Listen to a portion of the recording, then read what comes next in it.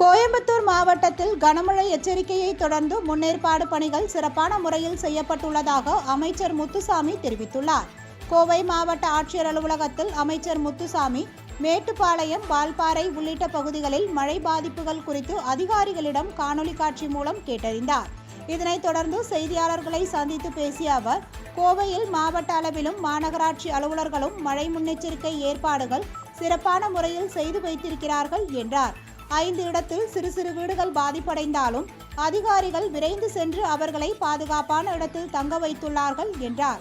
மேட்டுப்பாளையம், வால்பாறை போன்ற 3 தேவையான இடத்தில் பேரிடர் மீட்பு குழுவினர் தயார் நிலையில் உள்ளதாகவும், தற்பொழுது கூட சில இடங்களில் மருத்துவ முகாம்களும் உணவகங்களும் வழங்கப்பட்டு வருவதாக கூறினார்.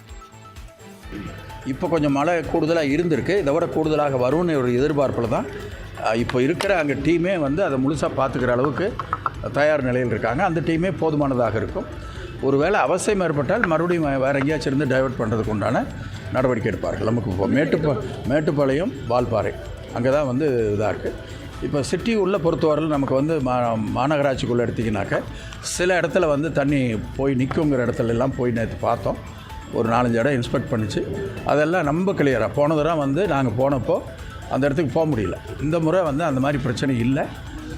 பெரிய அளவில் மழை பெய்தால் கூட அந்த இடமெல்லாம் பிரச்சனை இல்லாமல்